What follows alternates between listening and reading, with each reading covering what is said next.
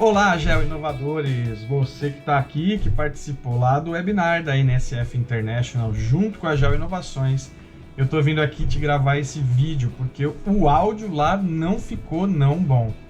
Então eu me comprometi a gravar o vídeo do conteúdo do webinar justamente porque eu me preocupo que o conhecimento que eu ia te passar lá você tinha que receber. Então eu tô vindo aqui e tô te colocando esse vídeo no YouTube, tô colocando esse conteúdo no YouTube para você poder ver justamente o conteúdo que ficou prejudicado lá, porque eu realmente me importo com a sua evolução profissional, com o seu crescimento no aprendizado, no gerenciamento de áreas contaminadas.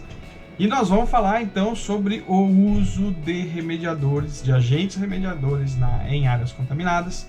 Eu vou falar 3 tópicos principais, que são os princípios, a aplicação de agentes remediadores e principais problemas e cuidados que você deve ter ao usar este tipo de técnica de remediação para remediar a sua área contaminada. E existem 3 princípios básicos para o uso de agentes remediadores, que são os principais que vêm sendo utilizados no gerenciamento de áreas contaminadas. O primeiro deles é a ação química sobre os contaminantes que você tem presente na sua área.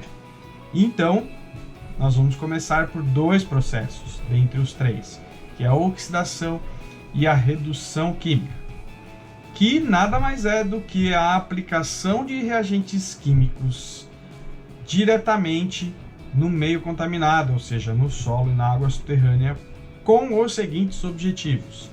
1. Destruir as contaminações presentes diretamente no local, ou seja, destruição in situ dos contaminantes. Em segundo lugar, vem a redução de massa dos contaminantes, para evitar que haja perpetuação da contaminação na área. E em terceiro, obviamente, reduzir as concentrações até os níveis alvo, até as metas de remediação que estão definidas pela avaliação de riscos à saúde humana. E a gente vai começar a falar sobre a oxidação química. Eu vou te trazer aqui aquela sigla que basicamente você já deve ter visto, que é a ISCO ou ISCO, que em inglês significa In Situ Chemical Oxidation, que ela tem como princípio a perda de elétrons da substância que você está usando como reagente para o ganho de elétrons na substância alvo. É uma troca, ok? Como resultado, o que se espera é que geralmente você vai ter a geração de uma outra substância, só que menos perigosa do que aquela que você está remediando. Quais são as substâncias que geralmente são alvo da oxidação química? São os solventes clorados, como o PCE e o TCE, e hidrocarbonetos de petróleo, principalmente aqueles na faixa da gasolina, ou seja, os benzeno, tolueno, etilbenzeno e xileno, famosos BTX. E os principais reagentes utilizados para a oxidação química são alguns que eu vou te trazer aqui, mas não se esgotam a esses. São o permanganato de potássio, que foi muito usado, hoje nem tanto. Permanganato de sódio, o reagente Fenton, que é uma mistura de ferro ferroso com peróxido de hidrogênio, o persulfato de sódio, o ozônio, entre outros. As formas de aplicação desses reagentes para a oxidação química geralmente são feitas de 5 formas. Começa o mais clássico delas, que é a injeção em sondagens direct push, ou seja, sondagens utilizando percussão e que chegam até a profundidade desejada, onde você faz a injeção do produto.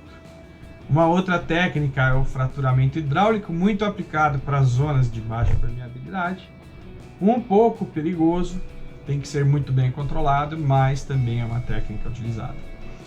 O soil mixing, que é você justamente misturar os reagentes com o solo para que ele vá agindo com o tempo no local e ao mesmo tempo estabilizar os contaminantes ou degradar os contaminantes.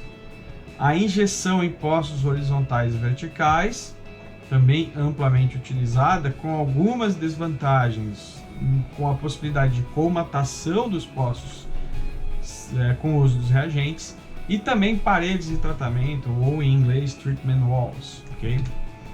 E aqui eu te mostro algumas figuras, alguns desenhos retirados, obviamente, de fontes específicas, né, de conteúdos de empresas que divulgam e fazem esse tipo de serviço, ou divulgam informações sobre essas técnicas. Então eu te mostro aqui, né, a primeira figura, onde você vê aí a injeção através de sondagens à percussão, depois também uma figura através de injeção em poços, tanto vertical quanto horizontal, as paredes de tratamento numa outra figura e o soil mixing numa outra figura também mais abaixo, onde você pode ver aí um esquema de como é realizada a perfuração e a mistura das substâncias com o solo. Aí então acabamos de falar sobre a oxidação química, nós vamos falar também agora de um princípio químico, que é a redução química, um pouco menos utilizada do que a oxidação química, que é conhecida pela sigla ISCR, ou ISCR por algumas pessoas, que é In Situ Chemical Reduction. Esta técnica se baseia no inverso da oxidação química, ou seja, o ganho de elétrons pela substância que você está usando como reagente, como agente remediador, e a perda de elétrons pela substância alvo, né? Também é uma troca, ok? E o resultado? É esperado que se remedie compostos com resistência à atenuação e à degradação natural, né, por oxidação. Tá? As substâncias que são alvo da redução química são principalmente aquelas que são cloradas e que realmente têm mais dificuldade de quebrar estas ligações, né, do cloro com os outros elementos, e são geralmente os pesticidas como o DDT, Endrin, também o clorofórmio e o hexaclorociclopentadieno, para exemplificar algumas das substâncias que são alvo desse tipo de remediação. Os principais reagentes que são utilizados para a redução química são obviamente diferentes dos de oxidação química, e são principalmente os metais zero valentes, minerais de ferro, polissulfetos, a ditionita, materiais bimetálicos e materiais desenvolvidos por algumas empresas que a gente chama de materiais proprietários, como o EHC da Adventus, o EZVI da NASA, que tem como objetivo remediação de hidrocarbonetos halogenados e a remediação de compostos de NEPLs, assim como outros. Okay? As formas de aplicação são bem parecidas com a de oxidação, sendo que é mais comum se usar barreiras reativas permeáveis e semi-permeáveis para esse tipo de técnica de remediação, e também a injeção em sondagens ou poços horizontais e verticais, assim como são aplicados os reagentes para a oxidação química. Tá? Uma terceira categoria que não age diretamente quebrando as substâncias na sua fórmula química, mas sim age de forma diferente, age de forma físico-química, é o carvão ativado líquido injetável, que tem como princípio a absorção das substâncias na superfície do carvão ativado. É exatamente igual como você vê num filtro de carvão ativado usado para tratamento das contaminações em superfície, quando você bombeia a água ou extrai vapor e passa por filtros de carvão que retém, que absorvem, né, por absorção, o contaminante e limpam, vamos dizer assim, vamos dizer essa palavra, e limpam a água. Então, pós passarem pelo filtro, a água está limpa. Aqui o princípio é diferente, eu injeto o filtro de carvão ativado líquido, na forma líquida, dentro do meio contaminado, lá no meio contaminado, justamente para agir da mesma forma, ou seja, por absorção. Nas figuras que você vai ver agora aí na tela, você vai ver mais ou menos o princípio de como isso funciona, ou seja, quando você injeta o carvão líquido ativado, né, o carvão ativado líquido, ele se adere às superfícies dos grãos e ali eles ficam aguardando os contaminantes começarem a dissolver, ou seja, a se conectar com a superfície do carvão, ok? Você vai ver isso numa outra figurinha representada por uns bastões amarelos, uns fiozinhos amarelos. Essas são as substâncias sendo adsorvidas pelo carvão ativado líquido, ok? E as substâncias que são alvo da adsorção por carvão são diversas, você pode usar para diversas substâncias. As mais comuns são aquelas que a gente já discutiu aqui, tanto na oxidação quanto na redução, que são os solventes clorados, serve também para os halogenados, e do carboneto de petróleo. E também vejam que interessante, já existem diversos testes com esses contaminantes emergentes que vêm sendo discutidos amplamente, que são os PFAS e PFOS, também têm tido sucesso, né, no uso desta técnica de remediação. As formas de aplicação geralmente são duas, idêntico à oxidação e redução, a injeção em sondagens ou poços, ou então a construção de barreiras de adsorção. Ou seja, como se você construísse uma barreira hidráulica, mas ela não é hidráulica, ela é uma barreira de adsorção. Eu particularmente já tive a experiência de usar essa técnica de remediação, que teve bastante sucesso usando como barreira, e foi realmente uma técnica que trouxe um resultado muito importante para aquela área, né, onde conseguiu reter realmente a contaminação em direção a um corpo receptor, e eu altamente recomendo também essa técnica, assim como as outras. Em relação aos problemas e cuidados que nós temos que ter, é que, apesar de não ser um problema, mas estas são técnicas que funcionam de curto a médio prazos, até de certa maneira isso não é um problema, mas a gente pode ter um problema que é prolongar esta necessidade de remediação, porque muitas vezes eu vou ter uma geração de substâncias indesejadas e também a possibilidade de solubilização de metais, principalmente quando nós estamos falando de oxidação e redução química, porque nós, ao introduzirmos os reagentes no aquífero, provocamos desequilíbrio geoquímico, hidrogeoquímico, que pode fazer com que haja solubilização de metais. E a geração de substâncias indesejadas, por exemplo, quando você aplica a redução química, por exemplo, para declorinação redutiva de organoclorados, há uma sequência de degradação que vai do PCE para o TCE para o DCE e não finaliza no cloreto de vinila, mas você vai gerando esses compostos ao longo do tempo. E o cloreto de vinila, ele é mais tóxico, então ele tem que ser considerado no futuro para uma nova abordagem pós-aplicação, né, da declorinação redutiva, e isso faz com que perpetue um pouco mais essa questão da remediação por essas técnicas, inclusive com uma maneira de abordagem diferente. Um outro problema, mas que já é esperado para este tipo de remediação, é que a resposta da concentração se dá a cada campanha de injeção que você faz. Então, se você ver no gráfico que eu estou te mostrando aí na tela, você vai ver que você executa uma campanha, tem redução da concentração, você, com pouco tempo, você já tem um retorno das concentrações um pouquinho mais baixas do que no começo. Você injeta novamente, quando dá esse retorno, você reduz as concentrações e novamente você verifica um retorno. O famoso rebound, que todo mundo usa esse termo aí, você já deve ter usado também, já deve ter visto esse termo em outras palestras, em outros locais. Então, o famoso rebound. E esse processo pode ser assim sucessivo, com quedas sucessivas deste pico de contaminação.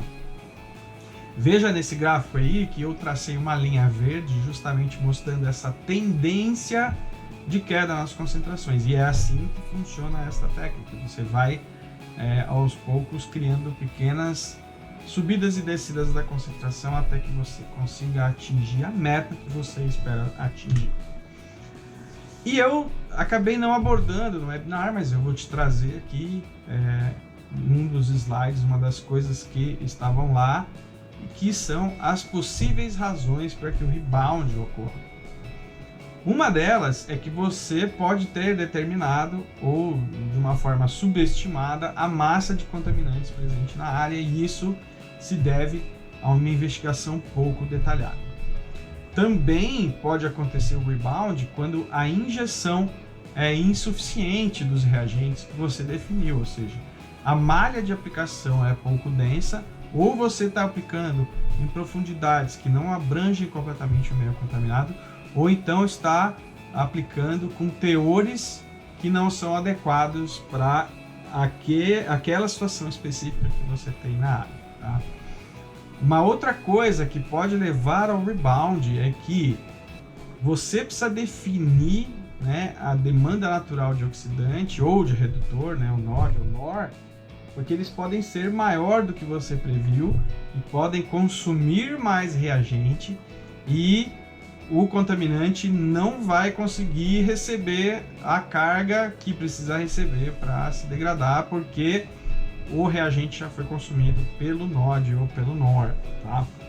E uma outra coisa também é que você pode estar tendo um influxo de massa de contaminantes que excede a capacidade, no caso do carvão, de absorção, e no caso dos oxidantes e redutores, de degradação dos contaminantes, ou seja, de troca de elétrons. Tá? E eu entendo, como eu disse no webinar, que existem 5 passos de ações necessárias que você precisa tomar para ter sucesso nesse tipo de remediação. A primeira, indiscutivelmente, é o conhecimento detalhado da geologia e da hidrogeologia da área, porque você precisa conhecer justamente as áreas de armazenagem e as áreas de fluxo, ou seja, as áreas de maior e menor permeabilidade, onde você tem retenção e onde tem transporte de contaminante. Tá? O segundo passo, mais importante, é você conhecer exatamente a distribuição tridimensional desses contaminantes, porque você vai começar agora a definir não só a quantidade de sondagens que você precisa fazer, mas aonde você precisa fazer e as profundidades que você precisa atingir com os reagentes. O terceiro passo, indiscutivelmente, um dos primordiais para você definir que tipo de reagente você vai usar, e também teores, volumes, vazão, distribuição de sondagens, profundidades e pressão de injeção, entre outros parâmetros, é extremamente importante que se façam ensaios de bancada e testes pilotos de campo, que vão subsidiar justamente a elaboração do projeto executivo de remediação, que é o quarto passo para você ter um projeto, um processo de remediação com essas técnicas com bastante sucesso, eficiência e eficácia. E quinto, depois que você está executando a remediação, é realizar e monitorar o processo de injeção para que tudo siga aquilo que foi definido no projeto de remediação, com, obviamente, as alterações necessárias que o campo mostrar necessário. E aí eu te trago aqui também alguns parâmetros de monitoramento que são importantes para se fazer durante e após as injeções, que aí é uma série de coisas. Aqui está separado em parâmetros durante a injeção e parâmetros para avaliar o desempenho e a performance, ok? E, por fim, para finalizar o conteúdo que eu te trouxe aqui e que estava previsto para o webinar, é que a segurança dos trabalhadores que vão operar as técnicas de remediação com este tipo de substância tem que seguir alguns critérios importantes para que não haja exposição e não aconteçam acidentes com o uso de remediadores, tá? E aí são esses efeitos ao contato dérmico, ou seja, você pode ter uma reação do contato da substância com as pessoas, né, com a pele das pessoas. Tem que tomar cuidado com a geração de gás e calor, porque você vai produzir reações exotérmicas. Além disso, quando você tem o produto armazenado, dependendo da condição que está armazenado, podem acontecer reações químicas involuntárias, gerar gás e calor, né? E além disso também tem a questão de você ter a emissão de particulados na atmosfera, ou seja, você vai abrir o saco e tal, pode ir para a atmosfera se tiver vento e tal, se você não controlar isso, essa substância pode ir para o ar e isso pode atingir pessoas que nem estão associadas ao processo de remediação. Tá? E por fim, que era um dos temas importantes do webinar, é justamente a questão de você tem que usar apenas agentes remediadores que estejam devidamente registrados e licenciados junto ao IBAMA. Não seja irresponsável não de usar produtos que não estejam devidamente registrados, porque você pode causar algum tipo de acidente ou até piorar a situação da contaminação no local. Então, era isso que eu queria te trazer aqui, era esse conteúdo que eu me prometi, né, a trazer para você ter aprendizado com relação a essas técnicas que estaria no webinar e que hoje eu trago para você. Então aqui no meu canal do YouTube você vai receber esse material também pelo link lá que você se cadastrou, né, no webinar, para você poder assistir e aproveitar o aprendizado. E muito obrigado novamente por estar aqui e aproveito para te pedir mais uma vez para você seguir esse canal, curtir esse vídeo e mandar para quem você entende que precisa aprender. E te vejo nas nossas aulas ao vivo todas as quintas-feiras às 20 horas aqui nesse canal. Muito obrigado!